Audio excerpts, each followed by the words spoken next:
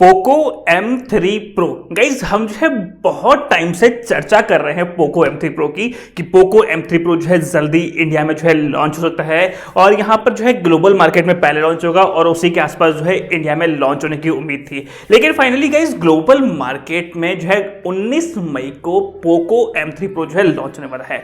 Officially जो है Poco ने जो है ग्लोबल मार्केट के लिए जो है अनाउंस कर दिया है कि 19 मई को जो है हम पोको M3 Pro जो है लॉन्च करने वाले हैं। लेकिन उससे एक दिन पहले जो है जो पोको के हेड है, जो इंडिया हेड है, कंट्री हेड है, उन्होंने अनाउंस किया था कि अभी जो है सिचुएशन देखते हुए इंडिया में जो है कोविड सिचुएशन चल रही है उसको देखते हुए हम जो है सभी जो लॉन्चेस है वो पोस्टपोन कर रहे हैं। मतलब जो है उनका तरफ से ये है कि इस महीने इंडिया में जो है लॉन्च नहीं होगा पोको M3 Pro। हो सकता है कि गाइस वो जो है नेक्स्ट मंथ लॉन्च हो, मतलब जो है जून के फर्स्ट वीक के अंदर जो है लॉन्च हो सकता है। तो गाइस यहां पर ऑफिशियली बता दो आपको, पोको M3 Pro जो है ग्लोबल मार्केट के अंदर जो है 19 मई को लॉन्च होने वाला है। और वो कौन सा फोन होगा, बेसिकली वो हमारे पास अवेलेबल है, वो है ये वाला फोन, मतलब है Redmi Note 10 5G। Basically guys जो Redmi Note 10 5G लॉन्च हुआ है उसी का ही एक rebrand version Poco M3 Pro को जो है लॉन्च किया जाएगा।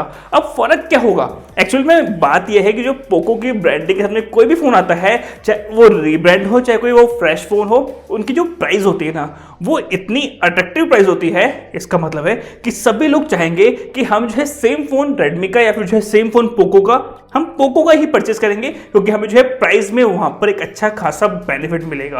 गाइस बात करते हैं डिजाइन और बिल्ड क्वालिटी के बारे में, तो ये वही डिजाइन आपको मिलेगा जो कि है कुछ इस टाइप का डिजाइन, जहां पर यूज किया जाएगा ट्रिपल कैमरा सेटअप जो कि है कॉर्नर पे। एंड अगर फ्रंट साइड की बात करते हैं तो वो है पंच होल स्क्रीन के साथ में 6.5 इंच का डिस्प्ले। अगर डिस्प्ले क्वालिटी की बात करते हैं तो वो होगा आईपीएस स्क्रीन 90 हर्ट्ज के साथ में, मतलब जो है एक अच्छा परफॉर्मेंस आपको जो है डेफिनेटली देखने को मिलेगा जो कि होगा 5G फोन। अब बात करते हैं चिपसेट के बारे में, वहां पर चिपसेट यूज किया जाएगा जो है Dimensity 700 5G। और गाइस लिटरली बता रहा हूं, ये जो चिपसेट है ना, मतलब प्राइस सेगमेंट की बात करते हैं लगभग 14,000 या फिर जो है 13,000 रुपए का ये फोन आ सकता है और उस प्राइस सेगमेंट में 5G फोन एक बहुत ही अच्छी बात है। एंड अगर परफॉर्मेंस के बारे में बात करते हैं, Dimensity 700 5G जो चिपसेट होगा वो एक आपको ऑसम परफॉर्मेंस जो है डेफिनेटली देगा उस प्राइस सेगमेंट के अंदर। गाइस अगर बात करते हैं यहाँ पे कैमरा परफॉर्मेंस के बारे में, ट्रिपल कैमरा सेटअप जो है यूज होगा जो कि मेन कैमरा होगा 48 MP के साथ में, और सेकेंडरी और थर्ड जो कैमरा होगा वो होगा 2 MP और 2 MP का, जो कि होगा मैक्रो लेंस एंड डेप्थ को कवर करने के लिए।